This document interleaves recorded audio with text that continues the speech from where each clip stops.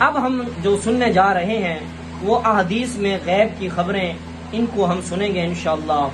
اسلامی فتوحات کی پیش گوئیاں، ابتدائے اسلام میں مسلمان جن علام و مسائل میں گرفتار اور جس بے سر و سامانی کے عالم میں تھے، اس وقت کوئی اس کو سوچ بھی نہیں سکتا تھا کہ چند نہتے فاقہ کش اور بے سر و سامان مسلمان کیسر و کسریٰ کی جابر حکومتوں کا تختہ الٹ دیں گے۔ لیکن غیب جاننے والے پیغمبر صادق نے اس حالت میں پورے عزم و یقین کے ساتھ اپنی امت کو یہ بشارتیں دی کہ اے مسلمانوں، تم ان قریب قسطنطنیہ کو فتح کرو گے اور کیسر و کسریٰ کے خزانوں کی کنجیاں تمہارے دستے تصرف پر رکھ دی جائیں گی۔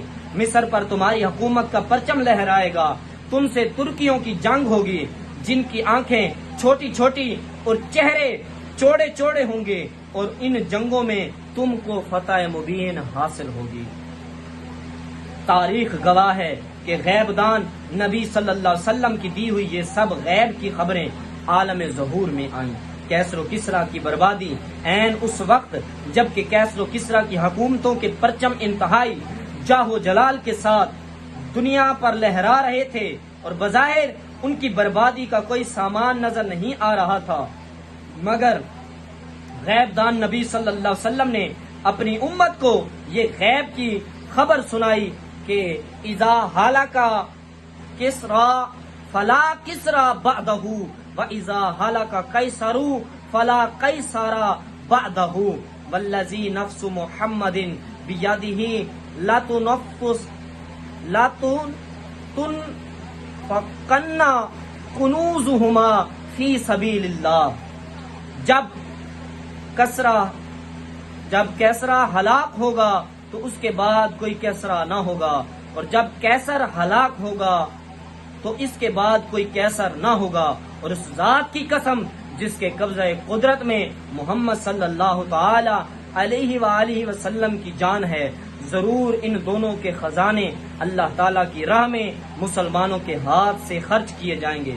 دنیا کا ہر مورخ یعنی تاریخ دان اس حقیقت کا گواہ ہے کہ حضرت امیر المومنین عمر فاروق اعظم رضی اللہ تعالیٰ عنہ کے دور خلافت میں کیسر و کسریٰ کی تباہی کے بعد نہ پھر کسی نے سلطنت فارس کا تاج خسروی دیکھا، نہ رومی سلطنت کا عروہ زمین پر کہیں وجود نظر آیا۔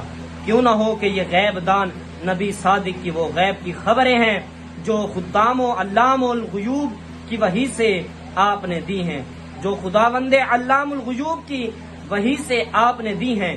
بھلا کیوں کر ممکن ہے کہ غیب دان نبی کی دی ہوئی غیب کی خبریں بال کے کروڑویں حصے کے برابر بھی خلاف واقع ہو سکیں۔ اللہ اکبر۔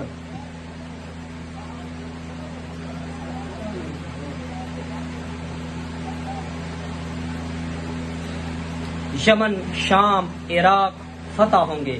حضور اکرم صلی اللہ علیہ وسلم نے یمن، شام، عراق کے فتح ہونے سے برسوں پہلے یہ غیب کی خبریں دی تھیں کہ یمن فتح کیا جائے گا، تو لوگ اپنی سواریوں کو ہانکتے ہوئے اور اپنے اہل و عیال اور متبعین کو لے کر مدینہ سے یمن چلے آئیں گے، حالانکہ مدینہ ہی میں ان کا قیام ان کے لیے بہتر تھا۔ کاش وہ لوگ اس بات کو جان لیتے۔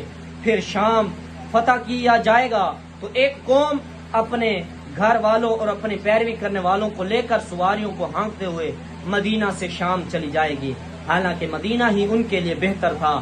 کاش وہ لوگ اس کو جان لیتے۔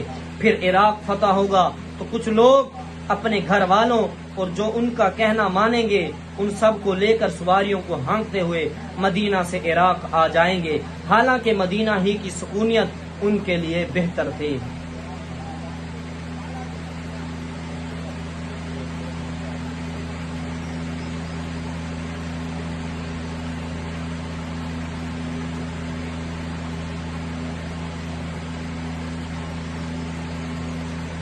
اللہ اکبر۔